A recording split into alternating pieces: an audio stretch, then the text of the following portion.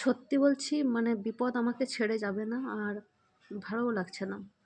তো তার কারণটা বলি, দুদিন ধরে দাদার শরীর খুবই খারাপ। আহ, আম, মেদিনীপুরে হসপিটালাইজড। তাই নিয়ে মন মেজাজ ভালোও নয়, আর রাত্রে ঘুমটুমও নেই।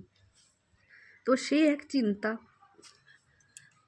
তার মাঝখানে সত্যিকার একটা খারাপ লাগলো যে একটা বিড়াল বাচ্চাকে খুব ছোট থেকেই বড় করেছিলাম, প্রায় 3 মাস হবে।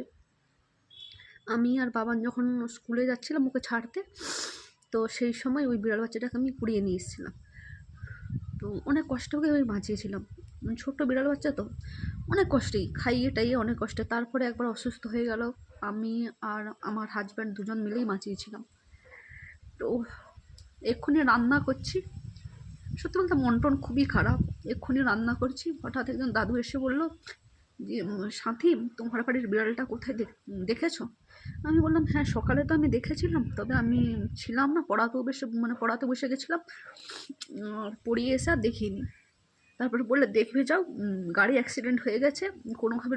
ও তো ছোটো, খুব রোডে টোডে উঠেও না, খুব ছোট, 2.5-3 মাসের বিড়াল বাচ্চা। তো ওকে ভালোবেসে আমরা পুটকি বলে নাম দিয়েছিলাম। মানে আমার থেকে আমার হাজব্যান্ড ওকে প্রচুর ভালোবাসতো। আর বিড়ালটা এতটাই ছটপটে জন্মনে ছিল, মানে আমি যদি শুয়ে পড়তাম বা কেউ যদি শুয়ে পড়েছে, চুল ধরে টানতো আর শাড়ি টাড়ি ধরে টানতো। মানে এতটাই জন্মনে ছটপটে একটা বিড়াল বাচ্চা, বুঝতে পারলে তো? তো সত্যি বলতে মানে ভীষণই খারাপ লাগছে। আমি যখন যাই ওখানে, তো পাড়াতে 2-1 জন আমাকে এসে বললো, আমি যখন যাই তখন ওখান থেকে কে সরিয়ে দিয়েছে। মানে এতটাই খারাপ লাগছে না, সত্যি বলতে কিচ্ছু ভালো লাগছে না। আসলে কী বলো তো, যখন আমরা কোনো জিনিস বাড়িতে নিয়ে এসে পুষি, তো কোথাও গিয়ে না তার প্রতি একটা ভীষণ রকমের মায়া পড়ে যায়। আর ওকে আমি অনেক কষ্টে বাঁচিয়েছিলাম। মানে সে কী বলবো, ওদের তো ওষুধ চিকিৎসার যে মানে হয়, সেখান থেকে ওষুধ নিয়ে এসে আর ছোট্ট ড্রপে করে দুধ গরম করে খাইয়ে টাইয়ে বাঁচিয়েছিলাম। তো হঠাৎ করে এইভাবে, সকালেও আমি ওকে খেতে দিয়েছি, সকালেও খেয়ে মানে বিস্কুট টিস্কুট দিয়ে আমি স্কুলে গিয়েছি, মানে ছেলেকে ছাড়তে।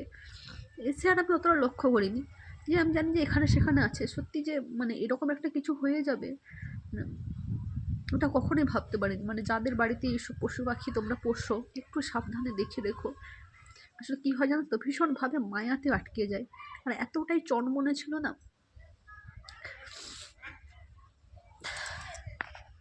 আর কিছু বলার নেই। তবে সত্যি আর কিছু বলার নেই, মানে ভীষণ কষ্ট হচ্ছে।